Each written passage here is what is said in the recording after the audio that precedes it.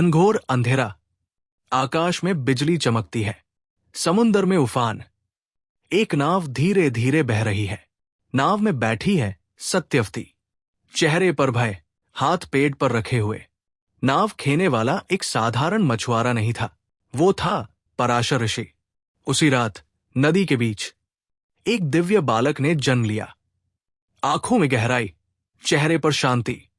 पराशर बोले, ये साधारण बालक नहीं, ये इतिहास लिखेगा। उसका नाम रखा गया कृष्णद्वैपायन, जो आगे चलकर कहलाए वेदव्यास। कृष्णद्वैपायन जंगलों में पले, न गुरुकुल न राजमहल, बस पेड़, नदियां और मौन। वो घंटों ध्यान में बैठा रहता। ऋषि उसे देखकर कहते, ये बच्चा सवाल नहीं पूछता, ये उत्तर खोजता है। बालक बड़ा हुआ और साधु बन गया। उसकी त्वचा सांवली थी।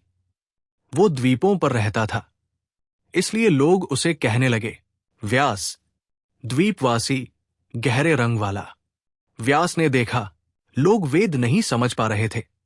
ज्ञान बहुत विशाल था, पर इंसान कमजोर। व्यास ने कहा, अगर वेद ऐसे ही रहे तो आने वाली पीढ़ियां अंधी रह जाएंगी। उन्होंने वेदों को 4 भागों में बांटा, ऋग, यजुर, साम, अथर्व, और अपने शिष्यों को सौंप दिया। इसलिए वो कहलाए वेदव्यास, वेदों का संकलन करता। व्यास हस्तिनापुर पहुंचे। राजमहल में सन्नाटा था। भविष्यवाणी की, इस वंश से महायुद्ध जन्म लेगा। व्यास जानते थे, कौरव और पांडव एक दिन टकराएंगे। वो सब देख रहे थे, पर रोक नहीं सकते थे। कुरुक्षेत्र का युद्ध शुरू हुआ।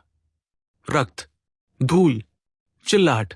व्यास दूर जंगल में बैठे थे, आंखें बंद, सब कुछ देख रहे थे। वो बुदबुदाए, ये सिर्फ युद्ध नहीं, ये धर्म की परीक्षा है। व्यास ने सोचा, इतिहास को मरने नहीं देना चाहिए। उन्होंने भगवान गणेश का आह्वान किया। गणेश प्रकट हुए। व्यास बोले, आप महाभारत लिखिए। गणेश ने शर्त रखी, मैं बिना रुके लिखूंगा, आप बिना रुके बोलेंगे। व्यास मुस्कुराए, तथास्तु, पर हर श्लोक समझकर ही लिखना होगा। और वहीं से शुरू हुआ दुनिया का सबसे लंबा महाकाव्य, महाभारत। युद्ध भूमि में अर्जुन कांप रहा था, व्यास देख रहे थे, और उसी युद्ध में कृष्ण ने गीता कही। व्यास की आंखों से आंसू बह निकले। ये युद्ध सार्थक हो गया। महाभारत पूरी हुई, दुनिया को इतिहास मिल गया। लेकिन व्यास बेचैन थे। नारद आए, तुमने इतिहास लिखा पर भक्ति नहीं लिखी। व्यास ने तब लिखा भागवत पुराण, और उनका मन शांत हुआ। व्यास ने दुनिया को दिया वेद, पुराण, महाभारत, गीता, पर खुद जंगल में लौट गए। कोई राजमहल नहीं चुना, कोई सिंहासन नहीं, बस मौन। जिसने युद्ध का इतिहास लिखा, उसी ने शांति का रास्ता दिखाया। महर्षि वेदव्यास, ज्ञान, इतिहास और भक्ति का संगम।